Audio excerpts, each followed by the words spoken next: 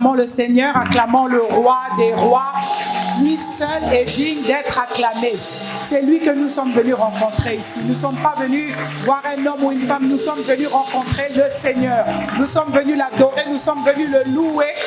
Alors, il mérite toutes les acclamations. Ne te retiens pas et acclame ton Dieu. Le roi des rois, le Seigneur des seigneurs. Celui qui est assis sur le trône. Celui qui règne et vit à jamais. Celui dont le trône est éternel. Amen. Alléluia. Je vous salue dans le doux et précieux nom de notre Seigneur Jésus-Christ. Et vous pouvez saluer vos sœurs à côté et proclamer que le Seigneur vous bénisse. Merci. Nous pouvons prendre place. Nous aurons le temps de louer encore le Seigneur. Nous aurons le temps de prier. Et nous bénissons le Seigneur pour la grâce qu'il nous fait d'être dans sa présence. Alléluia. Chaque fois que tu viens dans la présence du Seigneur, n'oublie pas que c'est une grâce. Peu importe ce qui peut nous écraser, chaque fois qu'on vient dans la présence de Dieu, il y a toujours quelque chose de spécial qui se passe. Amen. Donc ne venons jamais comme ça par routine, mais dis-toi chaque fois que tu viens, quand je viens, il y a une grâce particulière. C'est que je ne me déplace pas pour rien. Parce que je suis là où le roi des rois est présent. Et quand le roi des rois est présent, imagine tout simplement ce qui peut se passer. Mais il faut que toi, tu sois en attente de ça. Si tu n'es pas en attente, il est là, mais il va se manifester dans la vie de celles qui l'attendent. Amen. Donc c'est différent la façon dont chacune de nous on vient. Chacune vient d'une façon spéciale. L'autre c'est non, il ne faut pas que je manque. L'autre c'est... Mais chacune a sa façon de venir rencontrer Dieu. Et Dieu aussi va se manifester spécialement à chacune de nous selon la façon dont nous sommes venus le rencontrer. Amen. Alléluia. Alors que le Seigneur soit béni pour tout ce qu'il fait. Il est merveilleux. Et aujourd'hui encore, nous voulons qu'il nous parle. Amen. Amen. Moi, j'aime quand Dieu me parle. Amen. On dit qu'un peuple qui n'a pas la révélation, il est sans frein, il marche n'importe comment. Et c'est vrai. Et c'est vrai qu'avoir la révélation de Dieu, on va la voir comment il faut qu'il nous parle. Amen. Il faut qu'il nous révèle sa pensée. Il faut qu'il nous dise ce qu'il attend de nous. Il faut qu'il nous dise ce qu'il veut. C'est ainsi que nous allons accomplir sa volonté. Amen. Donc un peuple qui marche sans la révélation, il est perdu. Il va dans tous les sens, il n'a pas de frein. Amen. Alléluia. Alors c'est vrai que c'est juste aujourd'hui que j'ai décidé que je venais. J'avais dit à Pasteur Marcel, bon, je ne viens pas, et puis j'ai dit je viens. Je lui ai envoyé un message, je lui ai dit non, je serai là. Non, non, non, non. Plus je vais rester là à la maison, plus donc je vais venir. Et je lui ai dit ça, et là il me demande alors, vous allez prendre la parole? Je dis, mais John, je suis venu faire quoi? Je suis venu faire quoi? Donc si c'est pour m'asseoir et écouter, non, non, Dieu aussi me parle, alléluia. Et je vais communiquer aussi ce que Dieu me dit, amen. Alléluia. Alors, c'était pas facile pour moi. Vous savez, je travaille toujours beaucoup et j'ai beaucoup. Et chaque fois, tu peux te dire, ah tiens, là, aujourd'hui, je vais faire ci, je vais faire ça. Et puis, le Seigneur peut changer les circonstances. Et donc, par rapport à certaines circonstances, Dieu peut aussi changer ce qu'il avait envie de transmettre à son peuple. Amen. Alors, aujourd'hui, je veux plutôt continuer un peu dans l'encouragement. Hein. On est sorti d'une retraite où c'était, tu peux encore espérer. C'est pas parce que la retraite est finie que ça s'arrête d'espérer. C'était un message pour que nous comprenions que nous continuons d'espérer. Et gloire à Dieu encore que décembre n'est pas arrivé. Hein. On n'a pas encore fini avec cette année. Et c'est toujours l'année de la constance. Hein. C'est pas fini. Donc c'est pas parce qu'on fait des choses et puis on oublie. Et puis non, non, non, non, on n'oublie rien. En fait, tout ce qu'on a reçu pour l'année, ça continue parce que l'année n'est pas finie. Quand on arrivera 31 décembre à minuit, 23h59, on aura fini, on rentrera dans 2021. Dieu va nous dire autre chose pour cette année.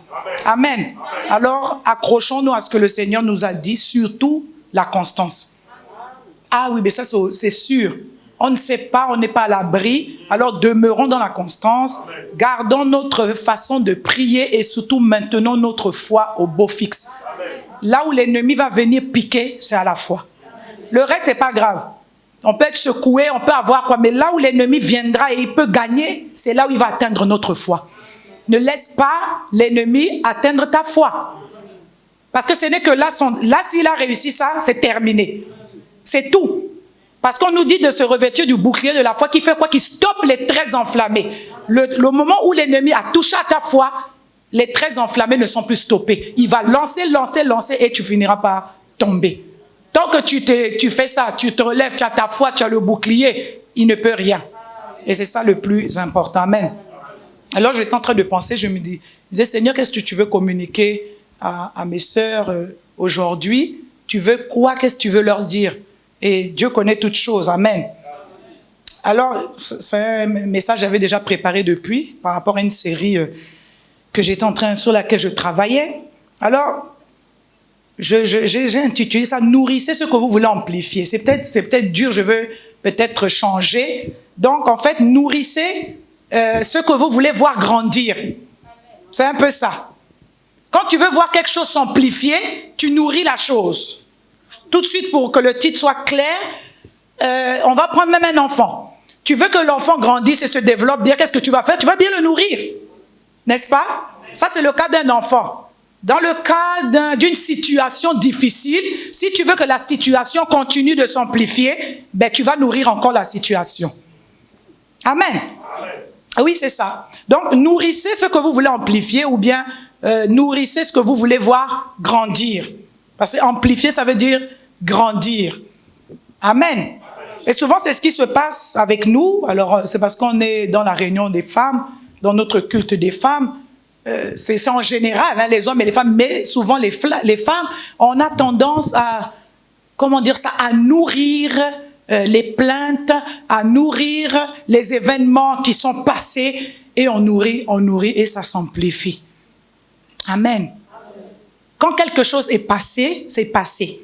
On a vu ça même là, la retraite qui vient de terminer, là. On a dit que les choses anciennes sont passées. On ne peut pas ne pas revenir là-dessus parce que c'est ça le problème qui se passe.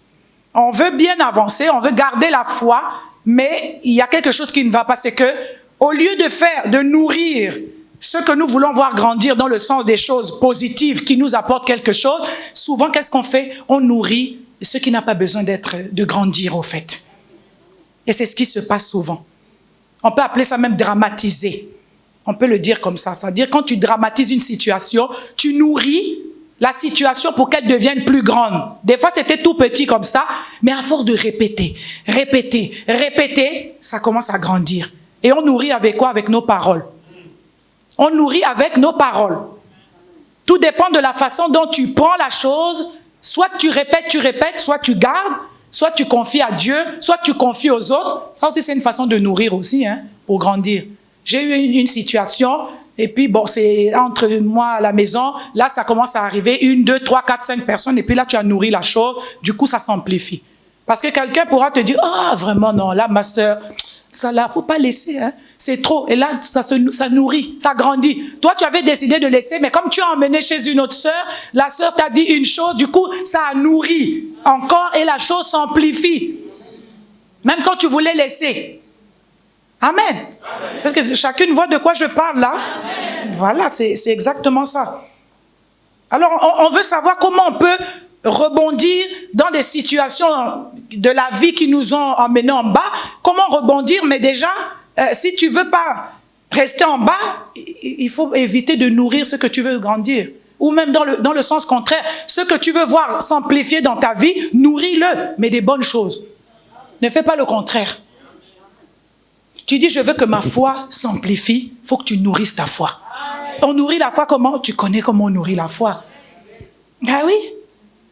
En croyant, en espérant, quand même la situation est difficile, tu dis, non, non, moi j'ai confiance en mon Dieu. On a la foi qui grandit en faisant confiance à Dieu, malgré les circonstances qui ne semblent pas aller avec la foi. Amen. Alors donc la meilleure façon de ne pas rebondir, c'est de ressasser le passé. Là, tu ne peux pas rebondir parce que tu répètes tout le temps les choses qui sont passées. Et j'ai aimé parce que je pense que c'est hier ou avant-hier, Marc-Antoine m'a dit, non, non, maman, le passé appartient au diable. Hein. Donc, ce n'est pas la peine de venir me dire que quand j'étais comme ça, là, je ne suis plus comme ça. Là, du coup, moi-même, j'ai fermé ma bouche parce que l'enfant m'a rappelé que, lui, il écoute bien les enseignements. Il m'a dit, non, non. Le passé appartient au diable. Le présent, c'est là, maintenant, là. Il faut regarder ce que je suis maintenant. Alors, c'est comme si, non, maman, tu veux me ramener toujours dans ce que j'ai fait avant, mais c'est passé. Donc, le diable, il culpabilise sur les choses qui sont déjà finies. Amen. Amen. Amen. Et à nous aussi de nourrir, donc, alors de communiquer aux autres pour que les autres aussi puissent amplifier des bonnes choses dans leur vie. Amen. Donc, la meilleure façon de ne pas se redresser, de ne pas rebondir d'une situation difficile, c'est de répéter le passé. Ressasser le passé. Quand on ressasse le passé, on nourrit des situations pour faire quoi finalement? L'amplifier, la faire grandir. Amen. Alors, surtout, lorsque le passé n'est pas glorieux, que ce n'est pas un bon passé, il faut éviter de répéter des choses comme ça. Hein? Il y en a qui aiment toujours revenir. Non, avant vraiment, comme mon mari n'était pas chrétien. Mais il l'est ou il ne l'est pas. Et d'ailleurs, même si c'est le cas, toi aussi tu es devenu chrétien, tu es plus mature, même s'il n'est pas encore converti, mais arrête de répéter qui quand il était, et vous voyez, ça ne fait qu'amplifier. Et vous savez, le diable n'utilise que ça.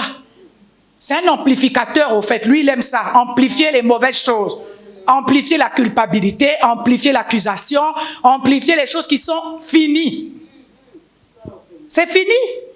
Ce qui s'est passé hier, est-ce que ça existe encore aujourd'hui? C'est terminé. Quand bien même ça a eu des effets, mais c'est fini. Si hier on t'a mal parlé, c'est fini. On n'est pas encore en train de mal te parler. Pourquoi ça doit être agrandi, ça doit être... Et ça reste des fois, vous voyez, des années, et puis on n'arrive pas à avancer. Alors ce qu'on doit faire plutôt pour bien rebondir, on doit nourrir des choses qui nous aident. On doit amplifier des choses qui méritent d'être grandes dans nos vies. L'amour doit être amplifié. Alors, qu'est-ce que tu peux faire pour que ton amour grandisse? Voilà des choses qu'il faut amplifier pour un chrétien, une chrétienne. L'amour, on n'en a pas assez. Qu'est-ce qu'on doit amplifier? Le pardon. Répéter tout le temps les choses qui sont passées, ça veut dire que tu n'as pas pardonné. Je dis ça souvent à des personnes, je les regarde, je dis, j'ai comme l'impression que des choses de l'enfance, ça continue à poursuivre jusqu'à aujourd'hui, parce qu'en entendant certains langages, on a l'impression que certaines personnes sont attachées à ce qui est passé. Ça vous arrive pas? Vous voyez des personnes qui sont déjà 40 ans, mais toujours en train de répéter les choses. Jusque-là, et tu te rends compte que ça te bloque dans certaines relations, ça te bloque dans certaines choses.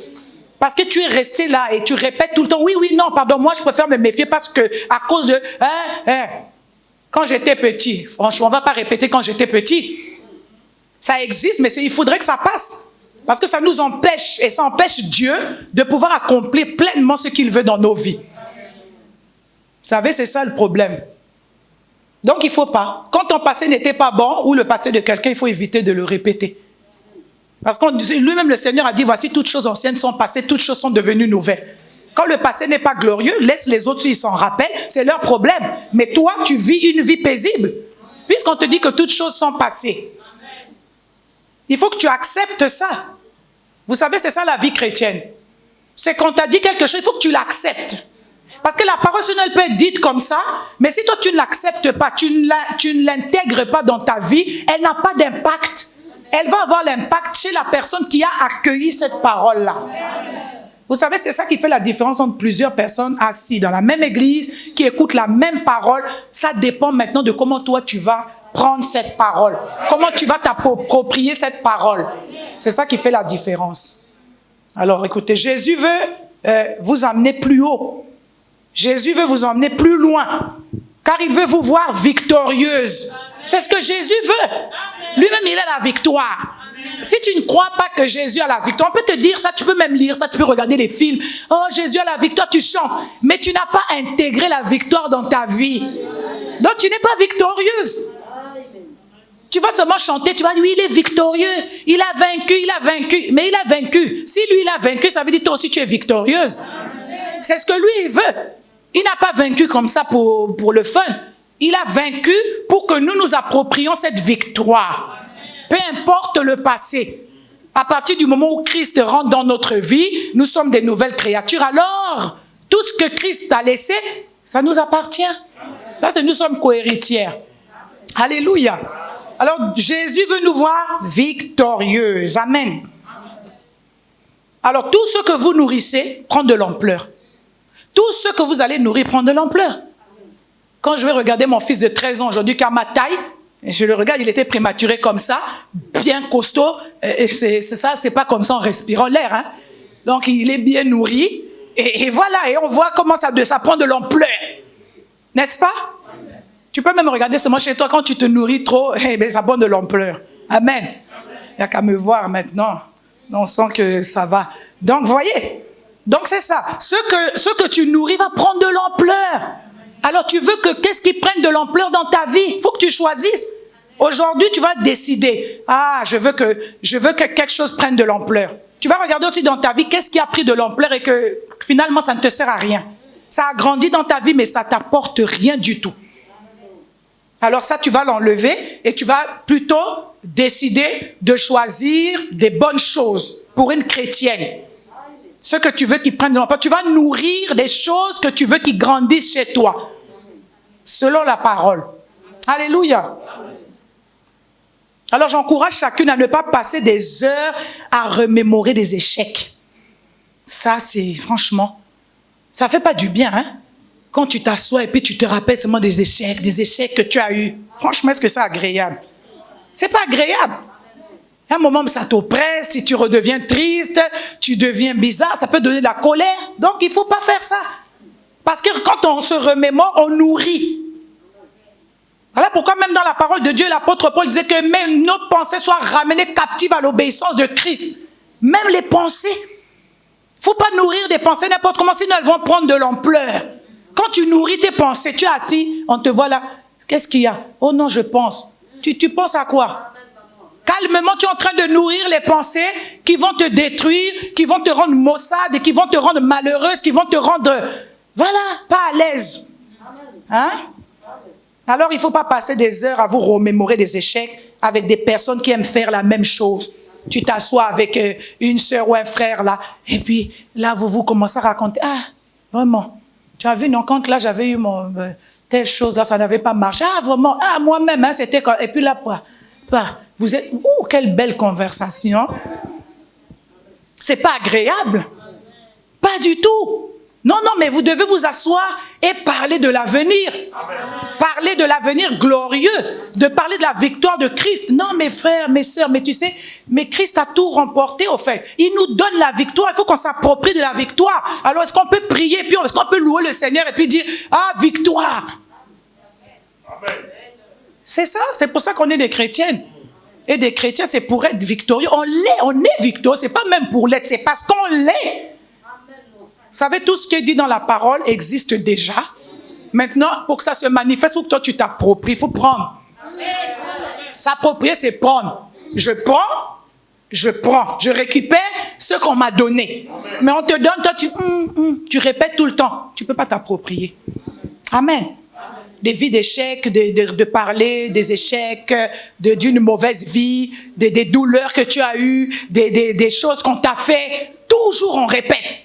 Vous imaginez même un foyer, un couple, comme ça, chaque fois vous parlez toujours des choses, des échecs. Comment on fait pour avancer? Ça s'appelle le tango, c'est une danse, tu vas en avant, tu vas en arrière, tu vas en avant, tu vas, vous n'avancez jamais. Un pas en avant, quand on croit que c'est bon, il faut reculer. Non. Donc la vie chrétienne, c'est pas ça. La vie chrétienne, c'est une vie de victoire. Quand bien même tu as l'impression que tu n'es pas victorieux, mais la victoire a déjà été remportée. C'est pas parce que dans ta vie, ça ne se voit pas que ça veut dire que Jésus n'a pas remporté la victoire. C'est ça qu'il faut qu'on comprenne, en fait. La victoire n'est pas valable seulement parce que toi, dans ta vie, tu sens que tout est bien. Non, la victoire est déjà là. Christ a remporté la victoire bientôt 3000 ans. Hein? Déjà même. Déjà, on est au 3e millénaire. Ça fait 3000 ans. Donc, il n'attend pas que toi, tu dises, oui, il a remporté la victoire pour avoir remporté la victoire. Il l'a remporté. Est-ce que toi, tu te sens victorieuse? Tu t'appropries la victoire? Et à ce moment, ça se manifeste dans ta vie. Tu trouves que non, c'était pas vrai. Tu vas rester comme ça. Les autres seront victorieuses. C'est ça qui est bien avec la vie chrétienne. C'est pas un truc global pour nous tous. C'est chacun qui prend, s'y prend. Et à ce moment-là, on voit la différence. Ça, c'est clair. La différence, elle est visible. Amen. Donc, les échecs, remémorer les échecs, je vous encourage à ne plus le faire, passer des heures et des heures. Alléluia. Amen.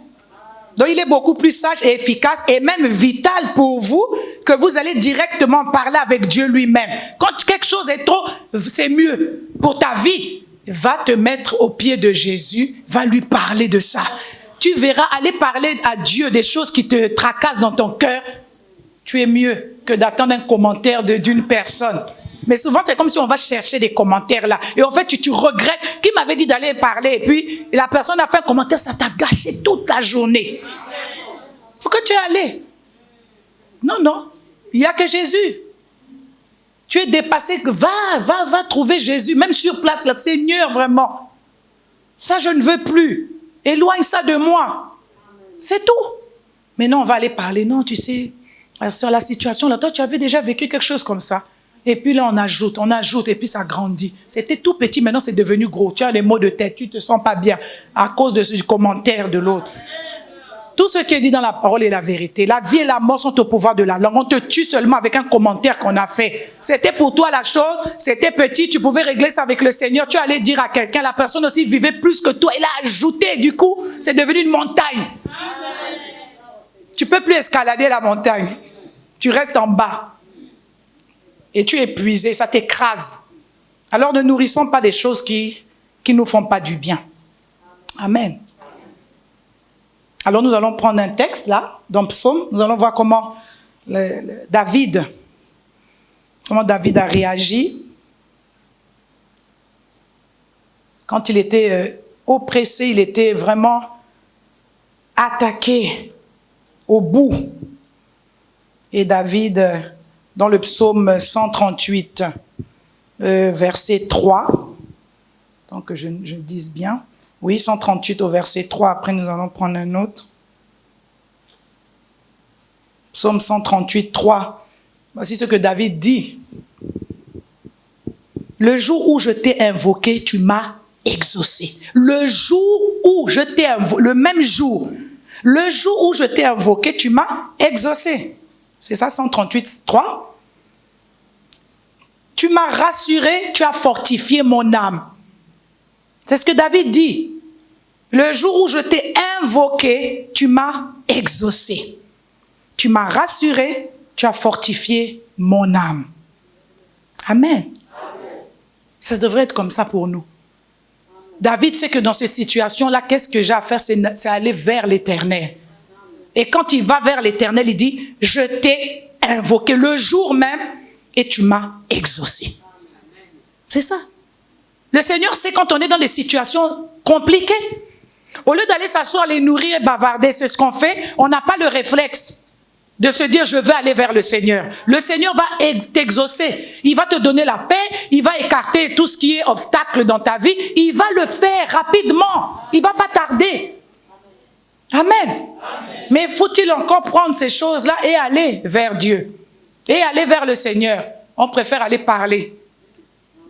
Même si c'est une sœur en Christ. Si elle n'avait pas écouté l'enseignement, là, je te dis, elle peut être pire même que quelqu'un dans le monde. Donc, ça ne veut rien dire. Non, j'ai parlé avec ma sœur. Non, il y a des choses, quand c'est trop, c'est ta vie. Va parler au Seigneur. Ça ne demande pas d'aller parler à un frère ou à une sœur, même au pasteur. Va parler à Dieu. Des fois, c'est ce que Dieu nous reproche. Il dit, mais je suis là, disponible, omnipotent, omniscient, à tout moment. Les milliards d'habitants de la terre peuvent me parler, mais non, ils préfèrent se parler entre eux. Amen. Amen. On aime trop ça. Mais on ne va pas demander à la sœur, s'il te plaît, j'ai un truc, prions ensemble. Non, non. Mais on veut s'asseoir et on veut un commentaire. Et le commentaire nous détruit. Des fois, après, tu vas même détester la sœur. Mais pourquoi tu étais parti aller lui dire? Pourquoi? Pourquoi? Alléluia. Donc David, voilà ce qu'il a fait. Il dit, le jour où je t'ai invoqué, tu m'as exaucé. Le même jour. Ce n'était pas dans 2 jours. Il n'a pas dit, quand je t'avais, il a dit le jour, tu m'as exaucé. Tu m'as rassuré, tu as fortifié mon âme. Donc il n'y a que Dieu qui fortifie, il n'y a que lui qui soutient. Amen. Les autres, ils peuvent, mais là, de toute façon, hein, en ce moment, en plus avec le Covid, donc on ne peut pas se soutenir. Les autres qui aiment qu'on les dorlote et tout, ce n'est pas trop le moment. Donc, le Seigneur est là pour te dorloter. Il est là pour te calmer. Alléluia. Alors, il l'a fait avec David. Alors, pourquoi ne le ferait-il pas encore Amen. Donc c'est très sage d'aller d'abord vers le Seigneur, de ne pas nourrir ces choses-là pour amplifier ça dans nos vies. Amen. Et le psaume 3, versets 4 et 5, qu'est-ce qu'il dit? Psaume 3, 4 et 5. David toujours. Psaume 3, versets 4 et 5. Mais toi, ô Éternel, tu es mon bouclier. Vous voyez, tout à l'heure, j'ai dit quoi? La foi. Le bouclier, c'est ça. Tu es mon bouclier, tu es ma gloire. Et tu relèves ma tête. De ma voix, je crie à l'Éternel et il me répond de sa montagne sainte. Ça, c'est David. Alors nous aussi, on devrait être capable de faire ça. Ça, c'est des exemples seulement de voir comment David, il pouvait aller. Ça, il est en train de prier. Il proclame, il déclare des choses. Il dit, mais toi, ô Éternel, il lui dit ce qu'il est, ce qu'il fait. Voilà pourquoi je dis, tout dépend de ce qu'on pense que Dieu est ou qu'on croit que Dieu fait quoi. Non, non, Dieu est seulement ceux qui on va aller pleurnicher pour aller demander des choses matérielles. Non, non, non, non.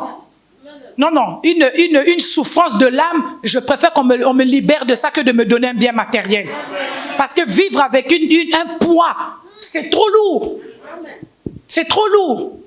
Tu as un poids, mais on va te bénir avec des bénédictions matérielles pendant que toi tu as un poids. Est-ce que tu peux jouir bien de ces choses-là? Non, non. Donc on ne s'attend pas à Dieu sur des choses comme ça, on dit c'est petit, mais ces choses petites-là détruisent des vies. Ce que tu dis c'est petit-là, c'est pas petit parce que ça te détruit. Tu ne peux pas sourire, tu ne peux plus manger, ça te coupe tout. Toute joie.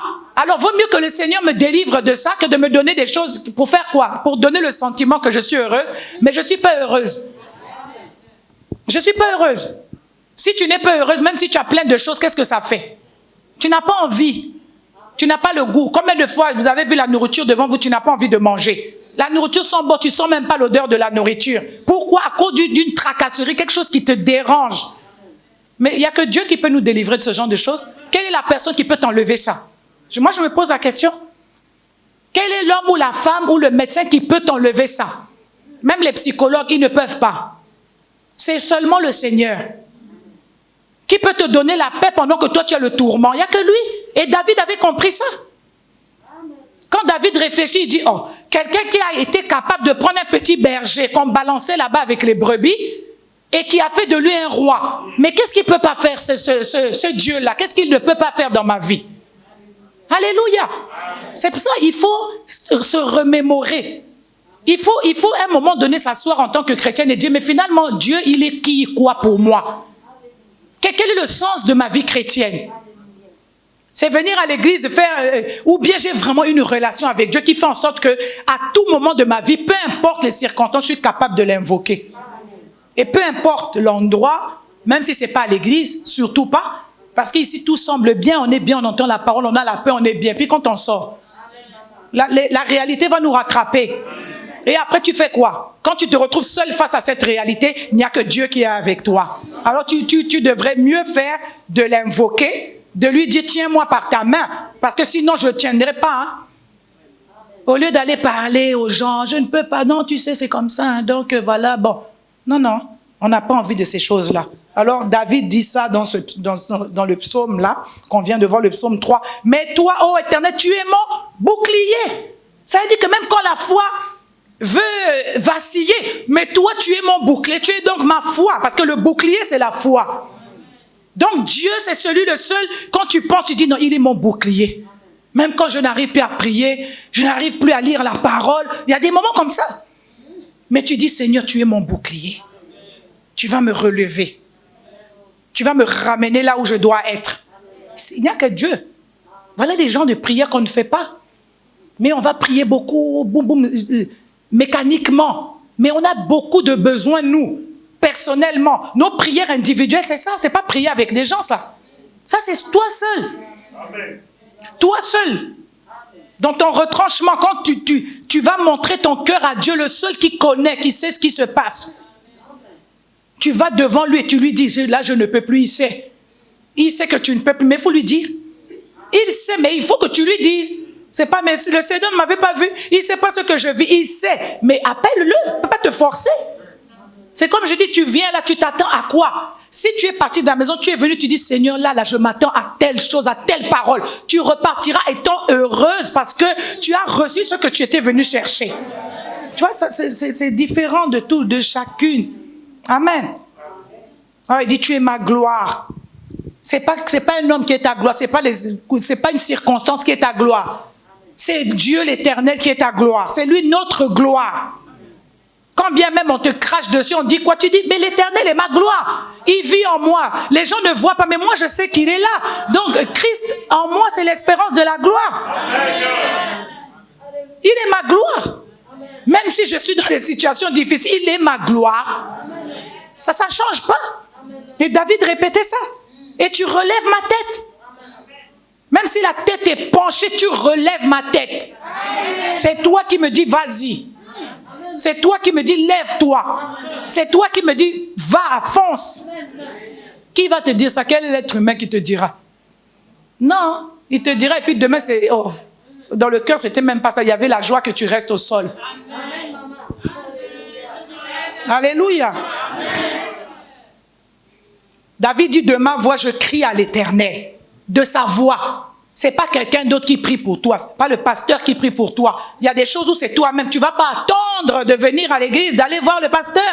Entre la réception, entre l'église, il y a des problèmes. Mais il est là disponible 24 heures sur 24, 7 jours sur 7, minute par minute, seconde, centième de seconde. Le Seigneur est là. Mais on ne veut pas. On n'a pas besoin de lui. Voilà pourquoi nos situations sont les mêmes. Mais on a plus besoin des êtres humains. Donc le Seigneur, des fois, il est comme ça, il attend.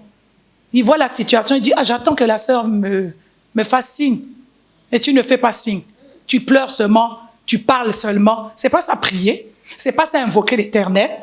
Ce n'est pas ça, il dit, je crie de ma voix. Il crie. David crie comme si en disant, là où je suis, c'est trop fort, je crie, il faut que tu entendes là. Ah ben, il y a des fois que ça doit nous arriver comme ça. Tu dois crier de ta voix. Il dit, Seigneur, ça suffit, je ne peux plus. Là, si ça continue, je suis perdu. Et le Seigneur ne va jamais te laisser. Il ne peut pas accepter ça. Alléluia. Je crie à l'Éternel et il me répond de sa sainte montagne. Amen.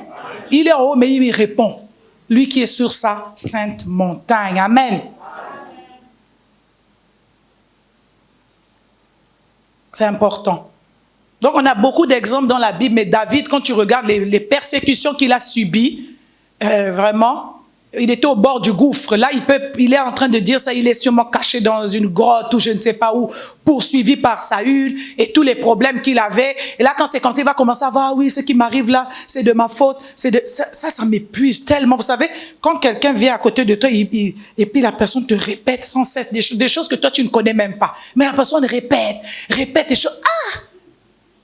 Tu vis comme ça, ma soeur? Tu répètes les choses comme ça fait combien d'années? Même quand tu me racontes là, tu es en train de me décourager. Ça m'épuise. C'est vrai. Vous avez des gens comme ça, tu étais bien en forme le matin et puis, qu'est-ce qu'il y a? Ah non, je te dis non. Ah, tu passes 1 heure à parler que des choses. Oh non, tu sais, tel. Ouh là là. Réception pastorale, c'est pas facile, hein? Pas facile. Parce qu'on entend souvent plus des mauvaises choses que des bonnes choses. On dirait que les pasteurs, on peut souvent venir pour les mauvaises. Non! Tous les mauvaises, là, amenez ça chez Dieu. Ça, c'est mieux. C'est mieux. Et ça finit vite. Et tu as la paix instantanée. Il faut expérimenter ça. Moi, des fois, c'est comme ça, tu sens, ça va pas. Et puis, tu commences à, tu commences à aller. Tu dis, non. J'appelle la paix. Tu dis, Seigneur, tu es le prince de paix. Tu as dit que tu me laisses la paix. Je ne peux pas continuer comme ça. Et puis, tu passes à autre chose. Et puis, ça part. Et tu as la paix. Amen. Important. Alléluia. David, il dit, tu es mon bouclier. Est-ce que Dieu, c'est ton bouclier? Non. Ton bouclier, c'est un frère ou une sœur. Hey, lui, là, les flèches, là, on va lui lancer ça mal. Il va d'abord mourir devant toi et tu vas encore te décourager. Et après, c'est toi qu'on va enchaîner. Donc, ça ne sert à rien. Le bouclier, c'est Dieu. Voilà, c'est lui le bouclier. Il dit, tu es mon bouclier. C'est pour dire, en fait, là où je suis là, ma foi est au zéro. Je suis au niveau 0, au niveau de la foi. Mais, comme toi, tu es mon bouclier, la foi est là. Parce que toi, tu es mon bouclier. Mais si moi-même, humainement parlant, je parle, au fait, c'est fini. Mais parce que je sais que toi, tu es mon bouclier, le bouclier invisible. À ce moment, le Seigneur dit, ah oui, là, il faut que je me manifeste en tant qu'un bouclier. Et là, il vient. Et là, il dit à l'ennemi, ça suffit, allez. Mets-toi de côté, ne touche pas à sa paix. Alléluia. Amen. Alléluia, c'est important toutes ces choses-là.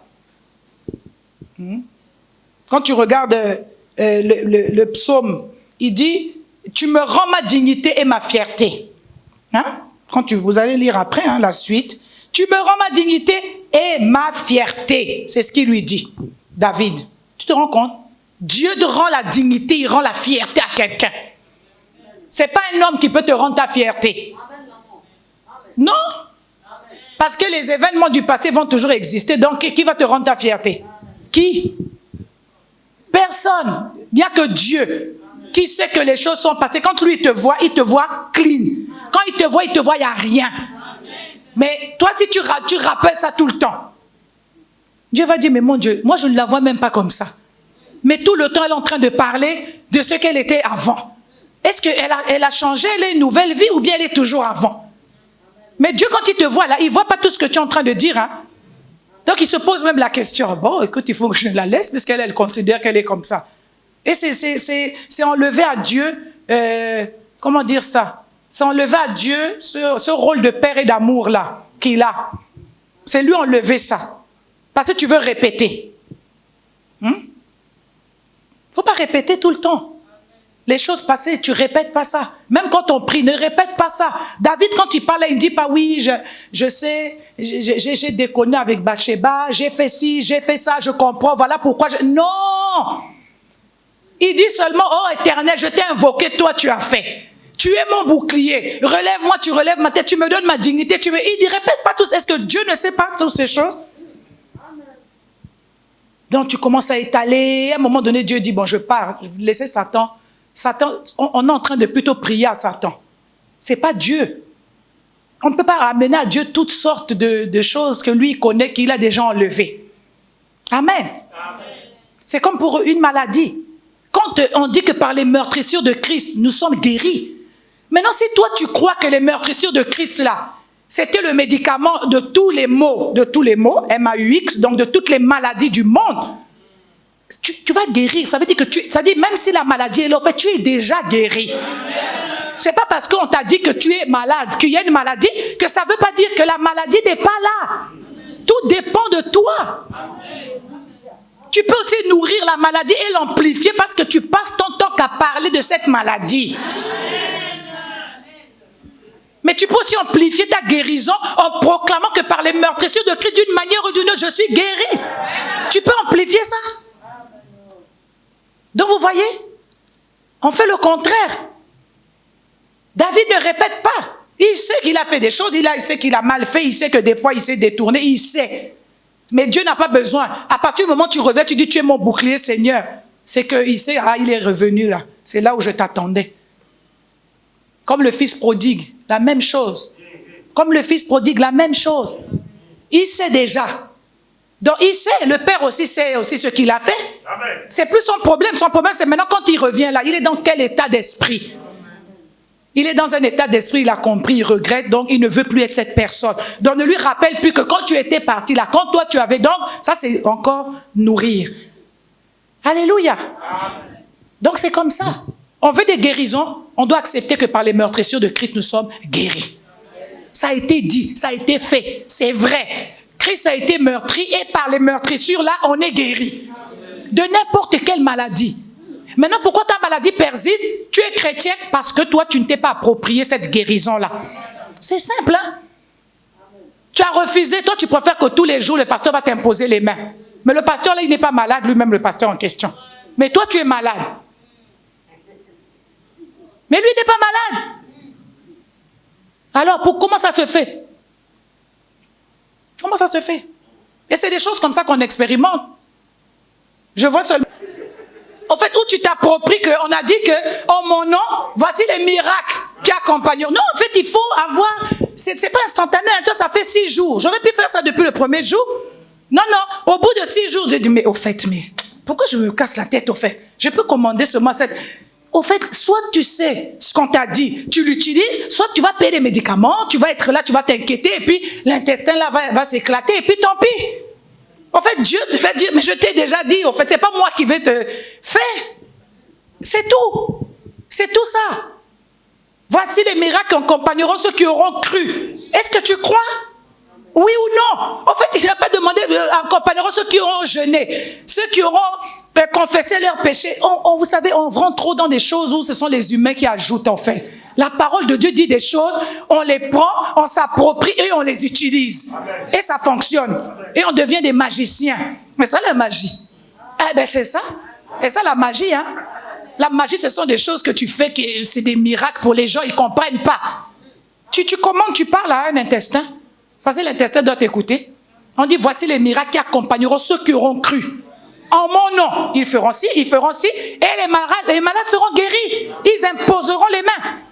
La même chose aussi, j'ai fait hier, pareil, je n'ai pas attendu. Quand Benjamin rentre de l'école, une toux bizarre. J'ai dit, mais ça, c'est quoi? Une toux, le nez bouché. J'ai dit, oh, qu'est-ce qu'il y a? La toux, là, je sens la fièvre. J'ai dit, bon, là, ok. Tu commences toujours par les médicaments. C'est bizarre, hein? C'est-à-dire vraiment le réflexe humain, nous tous, là, vraiment. Ah, vite, allez à la pharmacie, tel médicament. Hier soir, là, j'entendais l'enfant tellement tousser. J'ai fini, j'ai dit, bon, tu vas dormir, hein, on met le Vicks et tout et tout. Je veux repartir, ma soeur au salon. Une voix m'a dit, va maintenant aller imposer les mains à la toux, là, c'est pas normal. Je suis revenue dans la chambre. J'ai dit, Benjamin, viens ici, on va prier. J'ai commandé, j'ai dit au nom de Jésus, plus de tout, tu libères les poumons, les bronches, virus, bactéries, peu importe d'où et où non. Paf. Faut poser la question à cette personne qui dort avec l'enfant. Jusque-là, il est à la maison, il ne tousse même pas. C'est-à-dire, c'est des choses, c'est évident. Soit tu crois, soit Dieu t'a investi d'un pouvoir, soit tu ne l'as pas. Mais si tu ne l'exerces pas, c'est pas Dieu. Dieu ne va pas te forcer, en fait. En fait, c'est là, et puis c'est tout. Voilà comment les apôtres, voilà comment ces gens-là imposaient les mains aux malades, n'importe comment ils guérissaient. Tu crois qu'il avait le temps d'aller dire, Seigneur, je te demande pardon, ce que j'ai fait, oh, pardonne-moi, sanctifie-moi, oh Saint-Esprit, et puis tu vas l'imposer les mains. Non.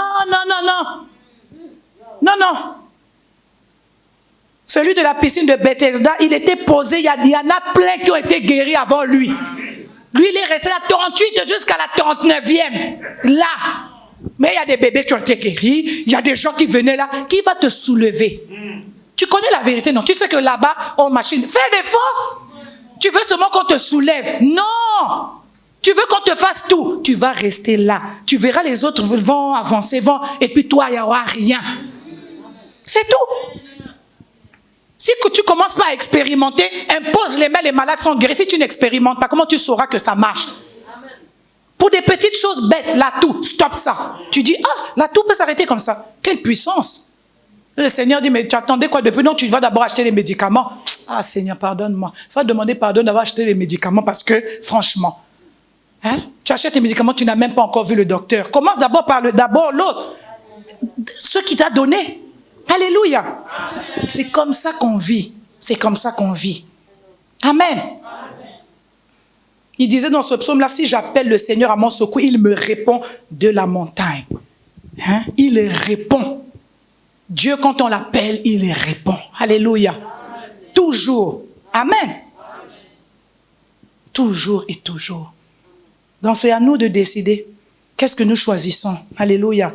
On prend notre dernier texte. Philippiens 3. Apôtre Paul, bien sûr. On peut finir avec lui. Philippiens 3, 13 à 14.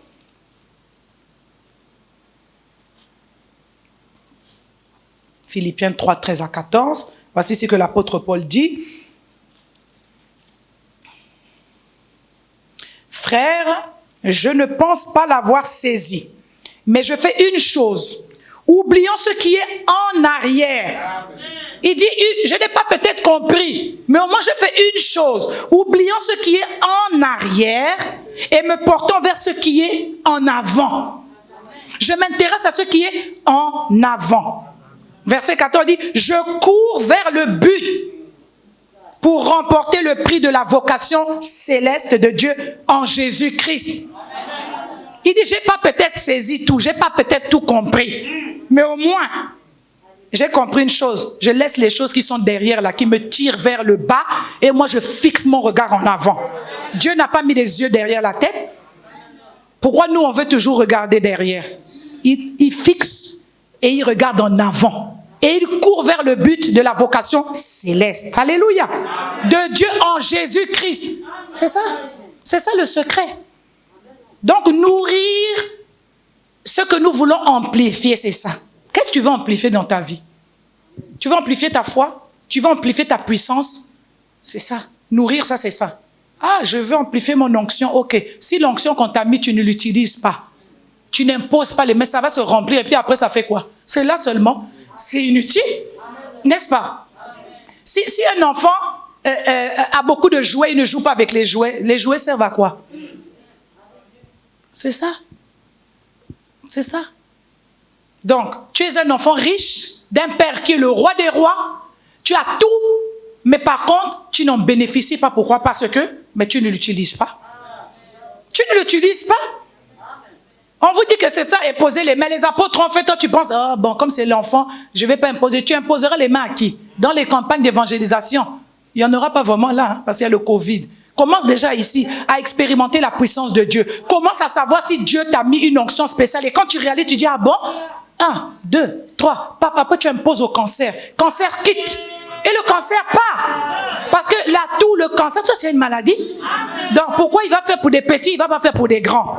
Alléluia. C'est simplement que nous doutons. Et quand tu doutes, Dieu n'est pas ton bouclier. Tu n'as pas la foi. Alléluia. Amen. Alors aujourd'hui, on va se poser la question de savoir qu'est-ce que nous choisissons de nourrir.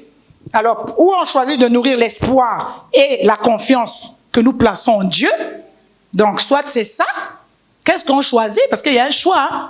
Ça sera pareil. On va entendre ça. On va ressortir de là. Il y aura 3 ou 4 ou 5. Et puis, il y aura les autres vont entrer, continuer. Qu'est-ce que tu choisis de nourrir? L'espoir et la confiance placée en Dieu. Les victoires déjà remportées à la croix. Ça aussi, il faut nourrir avec ça. Tu te nourris des victoires qui ont été remportées à la croix. Qu'est-ce que tu trouves qui a été remporté à la croix? Il faut les proclamer.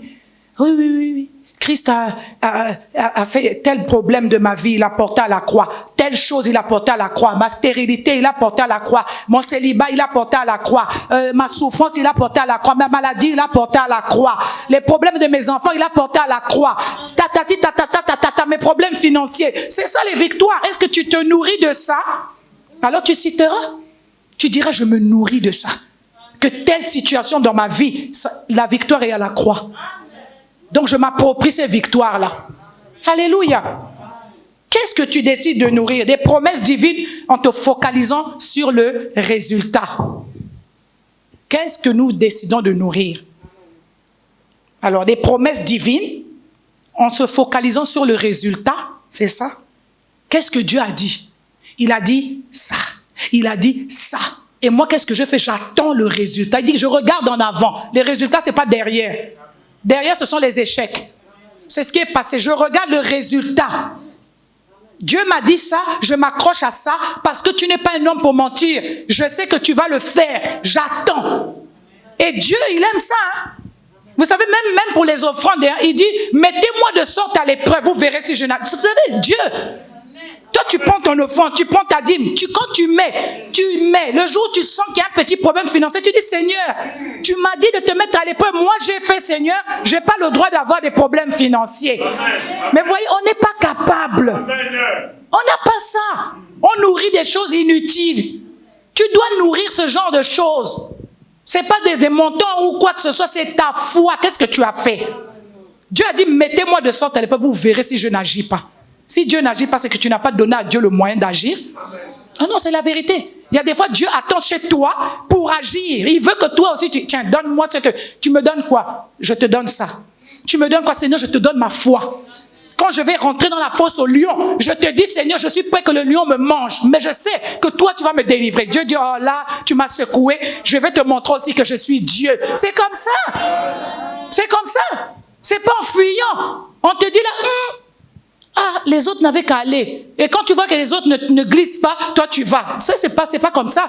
Toi, tu es le premier, tu dis, oh, là-bas c'est comme ça, je m'en vais en premier, attendez, regardez-moi, je m'en vais. Et même si Dieu savait que tu partais par comme ça, tout ça, il dit non, la fille là me dépasse, je vais l'accompagner. Et c'est ça que Dieu aime. Il n'aime pas les gens qui sont comme ça. Tu es toujours méfiant, tu attends. Non, non, comment il va manifester sa gloire? Alors, qu'est-ce que tu veux amplifier? Qu'est-ce que tu vas nourrir pour que ça s'amplifie dans ta vie? Arrêtez de rester le dernier, la dernière. J'attends, n'a qu'à faire, non qu'à faire, moi après. Non, toi avant. Amen. Toi avant. Amen.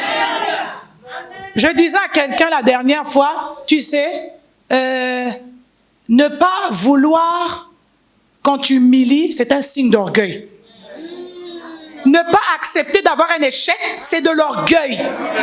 Parce que moi j'ai compris une chose dans la Bible, c'est de nos échecs que Dieu se glorifie. Donc comment une personne refuse l'échec, dit oh je préfère ne rien faire pour ne pas échouer, tu ne feras jamais rien dans ta vie. Jamais. C'est avec des échecs que Dieu se glorifie.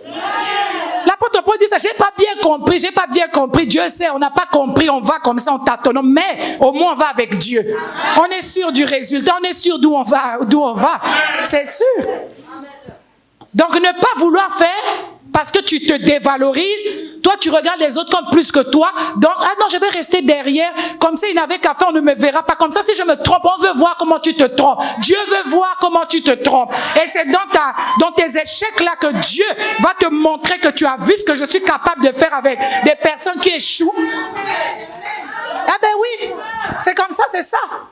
Les grandes personnes, les plus grands de ce monde, les plus grands, ce sont des personnes qui ont échoué d'abord. Échoué. Puis quand tu réussis là, c'est parti une bonne fois pour toutes. Alléluia. Mais avoir peur de l'échec, c'est des signes d'orgueil. Tu ne veux pas qu'on on te corrige. Tu n'acceptes pas qu'on te dise ça, c'est pas bon. Tu dois faire comme ça. Oh, pourquoi? Mais c'est ce que Dieu veut. C'est un père. Il veut que tu échoues en tâtonnant et que lui te dit non, ma fille, viens comme ça là. Là-bas, tu vois, c'est mieux. Tu t'es trompé là. La prochaine fois, tu ne feras plus. Vas-y, avance. Alléluia. Amen. Alors, on doit se focaliser sur le résultat. C'est quoi le résultat? Christ a tout accompli. Pour moi, je n'ai pas d'autre résultat dans ma vie. Je regarde, Christ est allé à la croix, il a tout porté, les meurtrissures, on est guéris, il a pris nos fardeaux, il s'est chargé de nos fardeaux, et il a été flagellé pour nous. Le résultat, c'est quoi? Il est ressuscité des morts, il est assis à la droite de Dieu le Père, il intercède pour nous, il nous donne accès dans l'éternité. Moi, je ne sais pas, c'est quoi le résultat? C'est quoi le résultat? Un réfrigérateur plein, 10 enfants. C'est quoi le résultat? Des voitures? Je dis, c'est quoi le résultat, mes sœurs? C'est quoi le résultat? C'est quoi le résultat? Qu'est-ce que tu nourris? Qu'est-ce que tu veux qu'il grandisse? Qu'est-ce que tu veux qu'il devienne une ampleur dans ta vie? C'est quoi? C'est quoi? Alléluia. Donc, si tu veux rebondir et repartir sur de bonnes bases, après une saison d'échecs et de difficultés, si tu veux vraiment, je t'encourage de tout mon cœur, note ça bien, vraiment, à arrêter de faire de la publicité de tes faiblesses. Inutilement. Tu fais la pub. Oh non, moi ça, je ne connais pas. Oh non, moi ça là, je ne connais pas. Moi, tu sais, je ne sais pas parler le français. Oh non, moi, tu sais, je n'étais pas là à l'école. Oh non, moi, tu sais, ça, je ne sais pas. Oh non, moi, ça, je ne sais pas. Oh, je ne sais pas balayer. Oh, je ne sais pas laver la vaisselle. Oh, je ne sais rien faire. Oh, je sais pas. Donc, c'est ce que tu es. Tout ce que tu dis, c'est ce que tu es. Et donc, si tu fais la publicité de tes faiblesses, mais fais. Sois faible. Dieu sait que tu es faible. Et là où tu vas aller toucher, Dieu va dire non, je ne vais pas laisser mon enfant comme ça. Là où tu iras faire en pensant que tu es faible, tu vas réussir toi-même, tu vas être épaté. Comment j'ai fait ça? Comment j'ai fait ça? Comment je prêche la parole? Comment je prêche la parole? Moi, comment je prêche la parole? Où? J'ai appris ça où? J'ai appris ça où? Dieu m'a dit, j'ai accepté. J'ai dit, comme tu m'as dit, j'irai. Seigneur, les erreurs que je ferai, ne fais pas en sorte que, voilà. Mais utilise-moi, mais glorifie-toi au travers de moi. Mais voilà. C'est tout. Il n'y a pas un endroit qu'on apprend à prêcher. Il n'y a pas un endroit où on apprend à lire la parole. On lit la parole, on la médite, on laisse le Saint-Esprit te révéler. On écoute le Seigneur, on se laisse conduire par le Seigneur. Avec ça, tu es sûr tu n'auras pas de problème. Le reste, c'est de l'orgueil, c'est de l'ordre du malin. C'est tout. Il va toujours te dire, tu es sûr que tu vas aller là-bas? N'ose pas, parce que là où toi tu vas aller, les autres ont mieux fait que toi. Du coup, tu vas rester derrière. Tu vas rester derrière. Et Dieu n'aime pas ça. Il ne va pas t'utiliser. Parce que tu te penses toujours, mais est-ce que Dieu a dit qu'il aimait utiliser les gens qui étaient forts? C'est écrit où? Moi, je vais, vous savez, lisez la Bible pour que vous arrêtez d'avoir des complexes et de nourrir des choses qui n'ont pas de raison d'être dans vos vies. Ça s'appelle des complexes à 2 balles. Pour rien. Pour rien. Dieu t'appelle au ministère, tu regardes d'abord les papas, oh, ou bien telle personne, tu te fais des complexes. Non, Dieu t'a appelé. C'est le même Dieu. C'est le même Dieu. C'est le même Dieu. C'est le même Dieu de Moïse, c'est le même Dieu de Josué, c'est le même Dieu. Il n'a pas changé. Il n'a pas changé. Il va t'utiliser de la façon dont toi tu as envie. Amen. Pasteur Mathieu m'a toujours dit ça. Il m'a dit, tu sais, une chose. Si tu veux qu'il y ait l'onction, il faut aussi utiliser ça. Quand tu es là, tu viens, Dieu te met encore. Parce qu'il remplit. C'est ça. Il remplit encore. Tu viens, tu vides, il remplit. Si tu ne vides pas, si tu ne parles pas, si tu ne travailles pas, si tu ne prêches pas, tu ne fais rien, il ne va plus te le donner. Donc rien ne vienne empêcher le Seigneur de t'utiliser n'importe quand, n'importe quelle circonstance. C'est toujours ça qu'il m'a dit. Et j'ai compris ça. Tu peux t'être disputé avec ton mari, tu peux avoir des problèmes avec tes enfants, tu peux avoir quoi. Mais toujours le Seigneur avant. Et c'est la vérité. C'est la vérité, mes sœurs. On est pareil, on est constitué de la même façon. Comment Dieu peut m'utiliser, Dieu peut vous utiliser. Comment Dieu a utilisé qu'ils peuvent le faire avec toi. Si toi seulement tu t'es vu comme une rien du tout, c'est toi-même. Si tu sais qu'aux yeux de Dieu, tu as de la valeur comme n'importe quelle autre femme, mais à ce moment-là, Dieu va t'utiliser. Alléluia. Très important. Arrête de faire la publicité. Arrête de faire la publicité de tes faiblesses. Oh, moi, tu sais, moi, je suis faible. Ça, je ne connais pas. Ça, je ne connais pas. Ça, je ne connais pas. Non. Dis seulement au moins ce que tu connais. Au moins, il y a au moins une chose. C'est déjà bon. Mais tu fais la publicité. Alors, quand vous expliquez vos faiblesses, quand vous en parlez constamment, vous donnez des munitions à l'ennemi de vos trappes. Vous lui donnez des flèches. Il dit, ah, elle est faible là-bas. Hein. Elle ne fait que dire faible, faible. Bon, je t'attends au carrefour. Comme tu ne fais que dire ça. Floc. Non, non. Tu dis, je suis forte là à cause du Seigneur. Alléluia. Amen. Voilà ce que le Seigneur voulait nous dire aujourd'hui. Que chacun de nous décide qu'est-ce que nous voulons amplifier. Qu'est-ce que nous voulons nourrir. Qu'est-ce que nous voulons faire grandir chez nous. Nous prenons la décision d'arrêter à passer notre temps à faire la publicité de nos faiblesses. Nous nous approprions les promesses de Dieu, nous les mettons dans notre vie, nous les prenons, nous les déclarons comme pour nos vies et nous attendons le résultat et nous regardons en avant. Alors on va se lever, on va pouvoir prier cette prière. On va pouvoir prier cette prière. Alléluia. Seigneur, j'oublie ce qui est derrière moi. J'oublie ce qui est derrière moi. Et je m'efforce d'atteindre. Ce qui est devant moi. Ce qui est devant moi. Ainsi je cours. Vers le but. Afin de gagner le prix. Que Dieu, par Jésus-Christ, m'appelle à recevoir. Là-haut dans les cieux. Je déclare qu'à partir d'aujourd'hui, je vais rebondir et je vais entamer une nouvelle saison au nom de Jésus. Alléluia. Commence à glorifier le Seigneur. Commence à rendre grâce à Dieu. Alléluia. Oui, nous continuons avec ce cantique. Alléluia.